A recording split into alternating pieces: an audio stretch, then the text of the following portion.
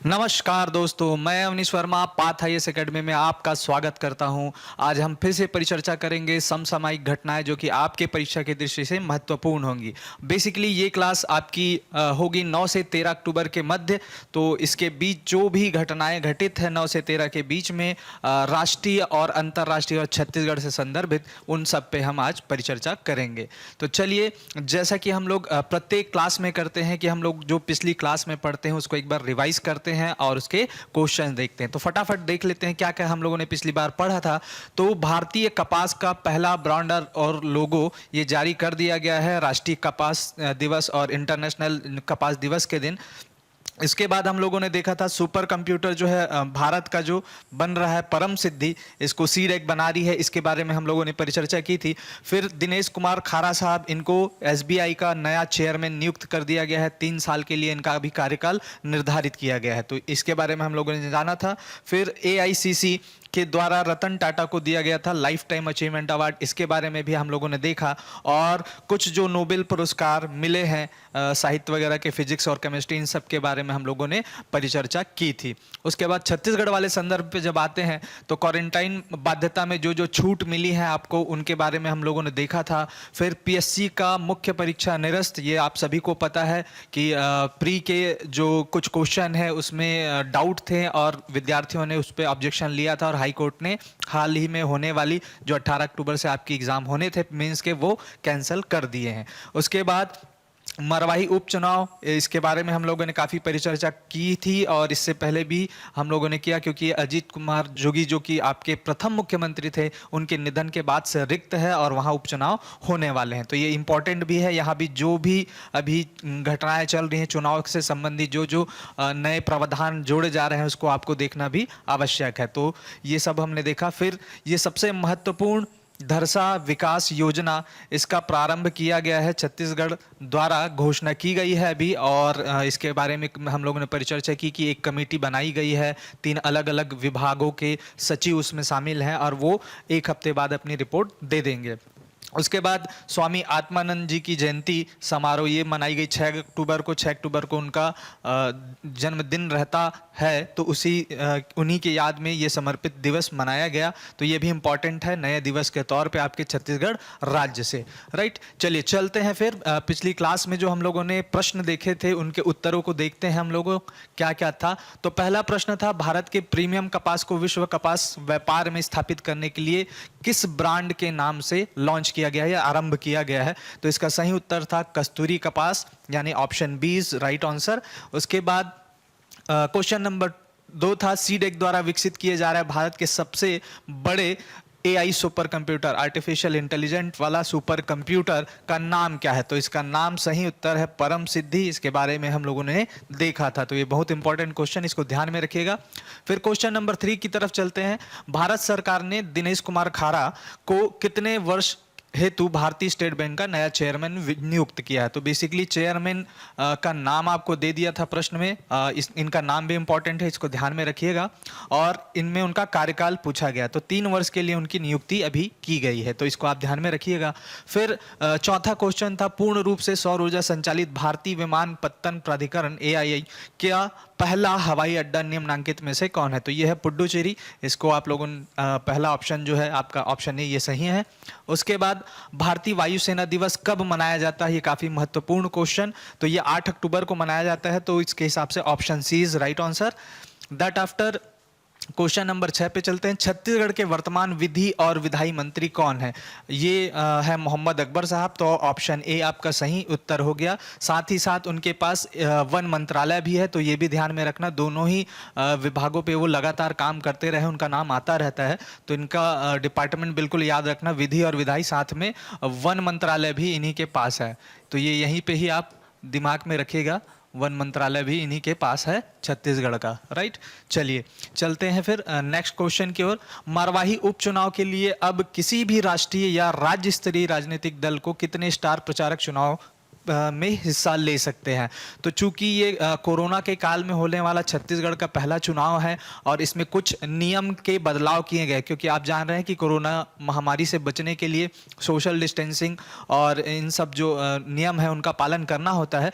तो उसी के तर्ज पे जो प्रचारक हैं, स्टार प्रचारक कहने का मतलब जो उस पार्टी के बड़े नेता हो गए, लीडर्स हो गए, जिनके सिक्योरिटी के लिए पुलिसों को या जनता को दूर रखने के लिए उनसे बहुत सारे प्रोसेस करने पड़ते, तो इन सब का मैनेजमेंट करना बहुत कठिन काम होता है चुनाव आयोग के लिए कि भाई कोई स्टार प्रचारक आया है और अचानक से पूरी जनता भीड़ लग गई तो कैसे मैनेज करेंगे। तो इसीलिए इसमें उन्होंने एक लिमिट डाला है। तो ये लिमिट कितना है ये पूछा था, हिस्सा ले सकेंगे तो 30 या 30 से कम, मतलब मैक्सिमम 30 लोगों की जो वो है स्ट्रेंथ है वो आप किसी पार्टी द्वारा आप स्टार प्रचारक के तौर पे भेज सकते हैं। मतलब उसमें भी जो राष्ट्रीय और राज्य स्तरीय राजनीतिक दल है जिनको मान्यता मिली है, जबकि नॉर्मल दल के लिए 15 से और कम है ना। तो इसको ध्यान में रखना है। इसका सही उत्तर हो गया बी, दैट आफ्टर धरसा विकास योजना की घोषणा कब की गई। तो ये घोषणा का तिथि है, इसको बिल्कुल ध्यान में रखना। मुख्यमंत्री साहब ने इसकी घोषणा की है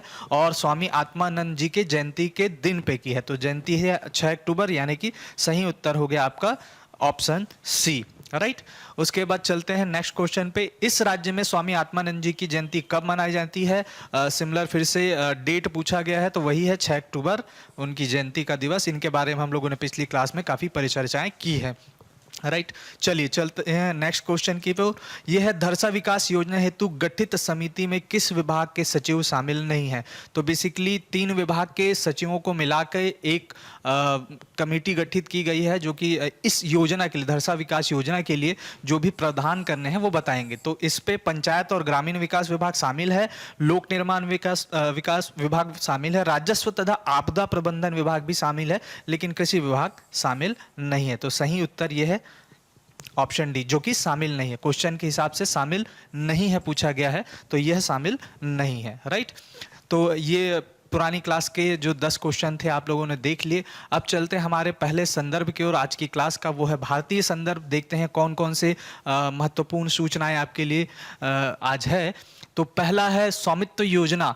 स्वामित्व योजना के तहत संपत्ति कार्ड के वितरण का कार्यक्रम शुभारंभ किया गया है। इसके बारे में पिछले साल काफ़ी परिचर्चा हुई थी कि संपत्ति का भी लेखा जोखा रखा जाएगा गवर्नमेंट के द्वारा, और इस योजना का शुरुआत किया गया था स्वामित्व योजना का।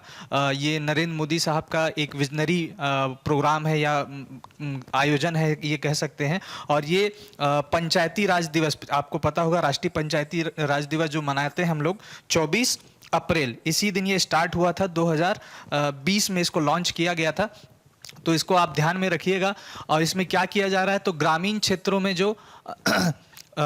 जो भूमि के आवंटन है और भूमि का जो रकबा है और किस व्यक्ति के पास कितनी जमीन है, तो इन सभी का सर्वेक्षण करके डिजिटलाइज रूप पे उसका रिकॉर्ड रखा जा रहा है, ताकि बाद में जैसे होता था कि पुराने समय में डॉक्यूमेंट अगर खो गए तो फिर जमीन की खोजबीन छानबीन करने में बड़ा दिक्कत होता था।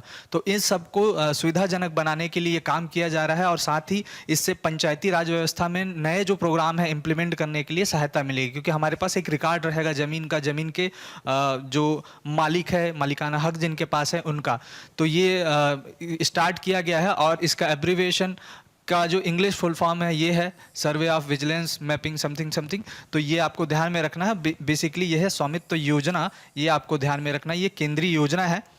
इसके लिए अब और क्या क्या चीज़ें हैं इस पर तथ्य देख लेते हैं। स्वामित्व योजना पंचायती राज प्रणाली को मजबूत करेगा और इसके लिए प्रयास किए जा रहे थे पिछले कुछ समय से, जब से पंचायती राज को फोकस करके बहुत से प्रोग्राम चालू किए गए थे। पिछले 5-6 साल से ये प्रयास किया जा रहा है, तो ये एक हेल्प करेगा। साथ ही जिन किसानों को, जिन भूमि मालिकों की लिस्टिंग हो जाएगी तो उनको बैंक ऋण वगैरह लेने में आसानी होगी। उनके पास डिजिटलाइज फॉर्म में सारा रिकॉर्ड रहेगा, वो भेज सकते हैं, किसी को भी इंफॉर्मेशन अपनी दिखा सकते हैं। तो ऋण वगैरह की जो सुविधा है, ग्रामीणों को ऋण वगैरह लेने में जो तकलीफ होता है, तो ये सारी चीज़ें इसमें सॉल्व हो जाएंगी। तो ये सब इसके बेनिफिट हैं और ये लगातार 4 वर्ष तक ये चलेगा। और इसके जो टारगेट रखा गया है 2024, मतलब 20 से 24 तक ये योजना के अंतर्गत कोशिश किया जा रहा है कि सभी जो मानचित्रण है वो कर लिए जाएं, डिजिटलाइज फॉर्म में सभी भूमि के अधिकार जो हैं ले लिए जाएं, राइट। तो इसके बारे में और कुछ फैक्ट हैं वो आपके काम के नहीं हैं। ये बेसिकली इसके बेनिफिट्स और ये योजना कब से प्रारंभ की गई है ये ज़्यादा आपके लिए इम्पोर्टेंट है। तो 24 अप्रैल आपका डेट आपको याद रखना है, जो कि राष्ट्रीय पंचायती राज दिवस है। तो ये आपके लिए बहुत महत्वपूर्ण तिथि। चलिए चलते हैं नेक्स्ट न्यूज़ की तरफ। ये है गोवा हर घर जल वाला बना देश का पहला राज्य। तो हर घर नल योजना जो चलाई जा रही है राष्ट्रीय स्तर पे, जिस पे छत्तीसगढ़ ने भी बहुत सारे काम किए हैं और उनका भी टारगेट लगभग अचीवमेंट के आसपास है।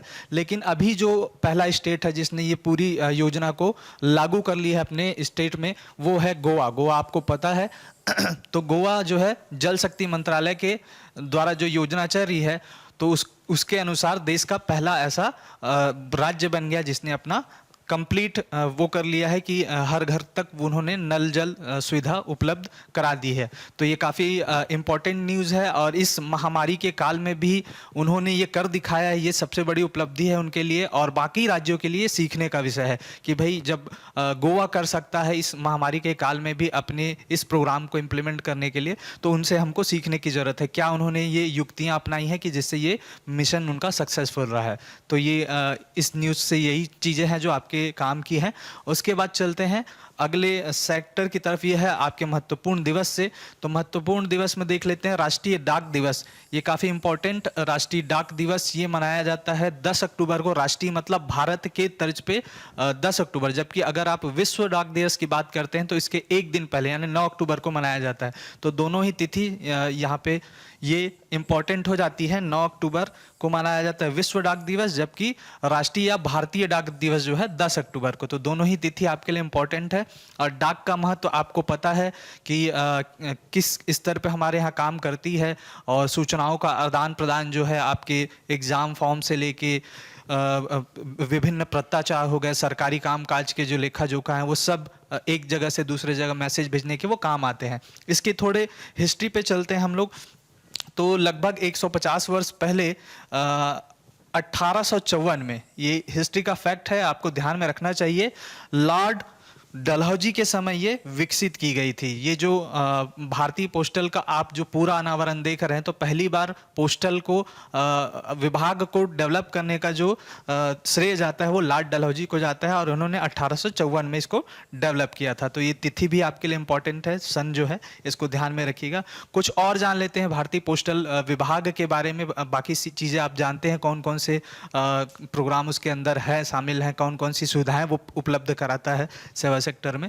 कुछ चीज़ें हैं जो है पिन कोड, इसका नाम आप लोग सुनते हैं और जब भी आप कोई लेटर लिखते हैं तो आपको अपने क्षेत्र का एक पिन कोड मिलता है, उसको आपको लिखना पड़ता है। तो उस पिन कोड का पूरा फॉर्म है पोस्टल इंडेक्स नंबर। ये काफ़ी इंपॉर्टेंट एब्रिविएशन के तौर पे। तो पिन का पूरा फॉर्म है और ये कितने अंक का होता है, तो ये 6 अंकीय पिन होता है और ये जारी होता है, अलग अलग क्षेत्रों का अलग अलग पिन कोड होता है। उसी के आधार पे वो जान जाते हैं कि ये अगर आप उसमें एड्रेस पूरा भी ना लिखें तो वो पिन के आधार पे एटलीस्ट ये पहचान जाते हैं कि किस एरिया तक इस लेटर को पहुंचाना है, राइट। तो उसके हर नंबर के अलग अलग अंकों का अलग अलग मतलब होता है। जैसे पहला अंक उसका जो पोस्टल एरिया है वो बताता है, जो बड़ा एरिया सर्कल इन लोग डिवाइड करते हैं पोस्टल के हिसाब से। उसके बाद दूसरा अंक जो होता है उसका उप क्षेत्र, पोस्टल उप क्षेत्र को बताता है, जबकि तीसरा अंक जो है जिले को निर्धारित करता है। तो ये बारीक जानकारी हो गई उनकी, ये ज़्यादा इंपॉर्टेंट नहीं है आपके लिए, ये काम के हैं। ये एब्रीवेशन हो गया। और लॉर्ड डलहौजी वाला जो जिन्होंने जब इम्प्लीमेंट किया था तो कब किया था, तो ये हिस्ट्री के इंपॉर्टेंट हो गया 1854। और ये दोनों दिवस 9 अक्टूबर और 10 अक्टूबर राष्ट्रीय डाक दिवस और विश्व डाक दिवस कब मनाया जाता है। तो चलिए चलते हैं नेक्स्ट। ये हमारा संदर्भ है अंतर्राष्ट्रीय संदर्भ, अंतर्राष्ट्रीय सूचनाओं के बारे में। तो देख लेते हैं क्या है। तो नोबेल पुरस्कार की घोषणाएं लगातार चल रही हैं। इससे पहले क्लास में भी हम लोगों ने कुछ नोबेल पुरस्कार देखे थे और आज देख लेते हैं 2 और नोबेल पुरस्कार कहाँ कहाँ मिला है। तो आर्थिक विज्ञान या इकोनॉमिक्स का नोबल जो है जारी कर दिया गया है 2020 का। आपको एकेडमी पता है, रॉयल स्विस एकेडमी ही ये जो नोबेल पुरस्कार हैं ये प्रदान करती है। तो इसके बारे में देख लेते हैं कि किनको दिया गया है। तो आर्थिक विज्ञान के क्षेत्र में 2 वैज्ञानिकों को या 2 अर्थशास्त्रियों को मिला। तो पॉल आर मिलग्रॉम और रॉबर्ट बी विल्सन। तो 2 ये अर्थशास्त्री हैं, इनको मिला है नोबेल पुरस्कार आर्थिक विज्ञान या इकोनॉमिक्स का 2020 का। जबकि किस एरिया में मिला है, तो ये आपको ध्यान रखना है, नीलामी के सिद्धांत में नया इन्होंने रिसर्च किया है। तो ये नीलामी के सिद्धांत के लिए ये आपके लिए इंपॉर्टेंट है, क्योंकि कभी कभी क्षेत्र पूछता है किस क्षेत्र के लिए दिया गया है उनको, और कभी कभी किस विषय पे उन्होंने रिसर्च किया है ये पूछ रहा है। तो ये नीलामी के सिद्धांत, नीलामी आप जानते हैं किसी संपत्ति की जब वहाँ से वैधानिक रूप से रीपेमेंट नहीं हो पाती है तो उस चीज़ को नीलाम किया जाता है, राइट। तो वो इन्होंने एक नया सिद्धांत दिया है, इसको आप ध्यान में रखिएगा। इसके बाद इसमें एक फैक्ट है, आर्थिक विज्ञान का पहला नोबेल ये शुरू हुआ है 1968 से अर्थशास्त्र की दुनिया में ये पुरस्कार दिया जाने का, और पहला पुरस्कार जो है 1969 में दिया गया, और ये दिया गया था रेगनार फ्रिक्स को। तो ये आपको, और जॉन टिबर्गन, तो ये दोनों साइंटिस्ट जो हैं, ये अर्थशास्त्री जो हैं, पहली बार इनको अर्थशास्त्र का नोबेल मिला था। तो ये भी इंपॉर्टेंट फैक्ट है इस सूचना से, ये दोनों ही आपको ध्यान में रखने चाहिए। चलिए चलते हैं नेक्स्ट नोबेल की तरफ। ये है शांति का नोबेल, पीस का नोबेल पुरस्कार जिसको कहते हैं इंग्लिश में। तो ये मिला है विश्व खाद्य कार्यक्रम को। तो पहली बार है कि ऐसा प्रोग्राम को इन्होंने शांति का नोबेल दिया है, तो काफ़ी इंपॉर्टेंट है, इसको ध्यान में रखिएगा। वर्ल्ड फूड प्रोग्राम, और ये क्या करता है, तो दुनिया में जितने भी लोग भूखे या भूख से परेशान हैं, जिनके पास खाने की व्यवस्था नहीं है, ये उन पे ध्यान केंद्रित करती है और खाने की व्यवस्था करने की कोशिश करती है। अलग अलग माध्यम से अलग अलग प्रोग्राम चलते हैं, तो इसी कार्य के लिए इनको मिला है, तो इसको आप बिल्कुल ध्यान में रखिएगा।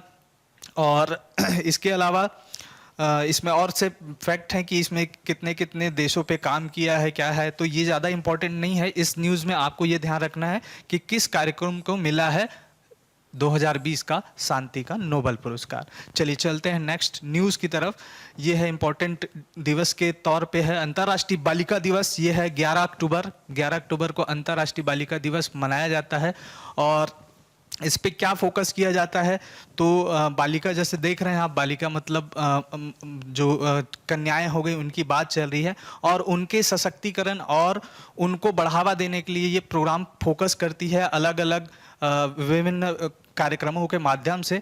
तो ये बेसिकली सशक्तिकरण, महिला सशक्तिकरण कहते हैं, तो उसी के सब सेक्टर के रूप में आप मान सकते हैं। ये बालिकाओं के सशक्तिकरण और उनके मानव अधिकार की पूर्ति के लिए अलग अलग प्रोग्राम तैयार करती है, चलाती है, और ये प्रयास करती है, जागरूक करती है जनता को। तो इम्पॉर्टेंट है। और इस बार का सब्जेक्ट क्या है, विषय, ये बहुत इम्पॉर्टेंट है आपके लिए।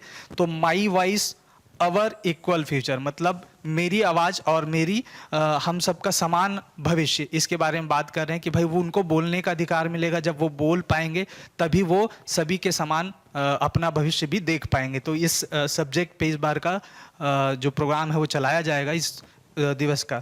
नेक्स्ट देख लेते हैं, यह है विश्व मानसिक स्वास्थ्य दिवस। काफ़ी इंपॉर्टेंट डेट ही बहुत इंपॉर्टेंट है आपके लिए। विश्व मानसिक स्वास्थ्य दिवस कब मनाया जाता है, तो मानसिक स्वास्थ्य के बारे में जैसे आप जान ही रहे हैं, कोरोना का काल है और बहुत से जगहों पे बहुत से जो घटनाएं होती हैं, उनसे भी मानसिक स्वास्थ्य और लोगों का भी जो तनावपूर्ण जीवन है, इसमें लोगों का मानसिक स्वास्थ्य जो है काफ़ी गिरा है। लोग डिप्रेशन के शिकार हो जाते हैं, कई लोग आत्महत्या कर लेते हैं। हाल ही में कई न्यूज़ आपने देखा, कई बड़े कलाकार हैं वो भी आत्महत्या कर लेते हैं। तो बेसिकली ये विश्व मानसिक स्वास्थ्य दिवस लोगों के मानसिक स्वास्थ्य पर चिंतन का प्रयास करती है और लोगों को समझाती है, जागरूक करती है, सरकार को भी, जनता को भी, कि वो अपने जो है मेंटल स्टेटस, लोगों के मेंटल स्टेटस पे भी फोकस करे। तो विश्व स्तर पर ये वर्ल्ड मेंटल डे, स्वास्थ्य दिवस मनाया जाता है। ये दुनिया भर में जो भी मानसिक स्वास्थ्य से जुड़े मुद्दे होते हैं उन सब पे परिचर्चा करता है और उन्हीं पे ये बात करता है। तो ये तिथि आपके लिए इंपॉर्टेंट है, विश्व मानसिक स्वास्थ्य। कोरोना के काल में भी काफ़ी लोगों की मानसिक स्थिति जो है अभी डाउन है, क्योंकि पूरा इकोनॉमिक सेक्टर जो है डाउनफॉल में चल रहा है, लोग काम नहीं कर पा रहे हैं। तो इसको आप ध्यान में रखिएगा। चलिए चलते हैं, इसके फेडरेशन, इसको कौन समर्थित करता है, तो world federation for mental health है, यही इसको ऑर्गेनाइज करता है, सभी राष्ट्रों तक ये पहुंचाता है और इस दिवस को सार्थक करने का प्रयास करता है। इस बार का थीम जो है मेंटल हेल्थ फॉर ऑल, तो थीम भी ध्यान में रखिएगा, मेंटल हेल्थ फॉर ऑल मतलब सभी के लिए मानसिक स्वास्थ्य, ये इस दिवस का इस बार का थीम है 2020 का। चलिए चलते हैं कुछ प्रश्न देख लेते हैं जो संभावित हो सकते हैं, जो अब तक आपने पढ़ा उसके बारे में। तो केंद्र सरकार की स्वामित्व योजना कब लॉन्च की गई? स्वामित्व योजना के बारे में अभी हम लोगों ने परिचर्चा की थी। तो ये कब जारी किया गया है ये पूछा गया है। तो कब से आरंभ किया गया है? तो आपको पता है ये राष्ट्रीय जो हमारा पंचायती राज दिवस है उस दिन को चालू हुआ था, 24 अप्रैल। आपके पास ऑप्शन अब देख लेते हैं कौन कौन से। तो पहला ऑप्शन है 24 अप्रैल 2017, ऑप्शन बी है 24 अप्रैल 2018, ऑप्शन सी है 24 अप्रैल 2019 या ऑप्शन डी 24 अप्रैल 2020। तो आपको सही उत्तर चुनना है। चलिए नेक्स्ट क्वेश्चन की तरफ चलते हैं। यह है जल शक्ति मंत्रालय के अनुसार कौन सा राज्य देश का पहला हर घर जल वाला राज्य बन गया जहां हर ग्रामीण घर में नल का कनेक्शन पहुंचाया जा चुका है? तो जो जल शक्ति मंत्रालय है इसकी योजना के तहत जो हर घर जल योजना है उसके तहत कौन सा स्टेट जो है अपना टारगेट पूर्ण करने में पहला है? तो ये आपके पास ऑप्शन है, option A Kerala, option B Goa, option C Uttarakhand और ऑप्शन डी पंजाब। तो सही उत्तर आपको बताना है। चलिए चलते हैं नेक्स्ट प्रश्न की ओर। यह आर्थिक विज्ञान के क्षेत्र में इनमें से किसको 2020 का नोबेल पुरस्कार प्रदान किया है? तो आर्थिक विज्ञान मतलब इकोनॉमिक के सेक्टर में, इकोनॉमिक्स के सेक्टर में। तो आपके पास ऑप्शन है पॉल और मिलग्रम और रॉबर्ट बी विल्सन, दूसरा ऑप्शन है एस्टर डल्फो और माइकल क्रैमर, ऑप्शन सी है रिचर्ड एल थैलर और ऑप्शन डी है ओलिवर हार्ट और बेंट होमस्ट्रॉम। तो सही उत्तर आपको चुनना है चारों ऑप्शन में। चलिए चलते हैं नेक्स्ट क्वेश्चन की तरफ। ये है क्वेश्चन नंबर 4 जिसमें कह रहा है कि भारत में हर साल किस दिन राष्ट्रीय डाक दिवस के रूप में मनाया जाता है? तो आपको दिवस बताना है, राष्ट्रीय डाक दिवस कब मनाया जाता है। तिथि सीधा सीधा पूछा है। आपके पास ऑप्शन अवेलेबल है अक्टूबर 9 अक्टूबर या ऑप्शन बी 10 अक्टूबर, ऑप्शन सी 11 अक्टूबर, ऑप्शन बी 12 अक्टूबर। तो सही उत्तर आपको चुनना है। नेक्स्ट क्वेश्चन है 5वां, हर साल किस दिन विश्व स्तर पर वर्ल्ड मेंटल हेल्थ डे यानी विश्व मानसिक स्वास्थ्य दिवस मनाया जाता है? तो विश्व मानसिक स्वास्थ्य दिवस कब मनाया जाता है सीधा प्रश्न है। ऑप्शन आपके पास अवेलेबल है 2 अक्टूबर, ऑप्शन बी है 4 अक्टूबर, ऑप्शन सी है 8 अक्टूबर, ऑप्शन डी है 10 अक्टूबर। तो सही उत्तर आपको चुनना है। चलिए चलते हैं नेक्स्ट। ये हमारा संदर्भ है छत्तीसगढ़ संदर्भ। इस पे देख लेते हैं कि छत्तीसगढ़ से संदर्भित कौन सी सूचनाएं हाल फिलहाल इम्पोर्टेंट है। तो पहला है सतनाम संदेश यात्रा, काफ़ी इम्पोर्टेंट। सतनाम पंथ जो है आपको पता है छत्तीसगढ़ के बड़े दार्शनिक और जो धार्मिक गुरु रहे हैं उनके द्वारा स्थापित। तो गुरु घासीदास जी को आपको पता है, गुरु घासीदास जी आपके दर्शन में भी हैं। तो उन्हीं के द्वारा स्थापित ये एक पंथ है सतनाम पंथ, सतनाम समाज। तो सतनाम संदेश यात्रा ये हर साल लगभग इसी अक्टूबर नवंबर में शुरू हो जाती है और ये राज्य के विभिन्न जगहों पे जाकर सतनाम संदेश यानी गुरु घासीदास जी के जो संदेश हैं उनको फैलाते हैं और लोगों में सद्भावना के विचार बांटते हैं।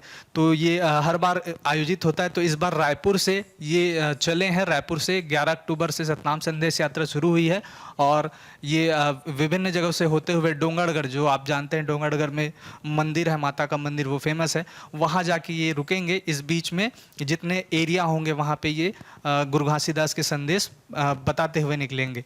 तो सतनाम पंथ के जो अभी गुरु हैं, प्रमुख गुरु हैं, वो हैं गुरु रुद्र कुमार, जो कि आपके मंत्री भी हैं, आपके मंत्रिमंडल में शामिल भी हैं छत्तीसगढ़ राज्य में। तो इनको ध्यान में रखिएगा, ये न्यूज़ काफ़ी है इम्पॉर्टेंट हो जाती है।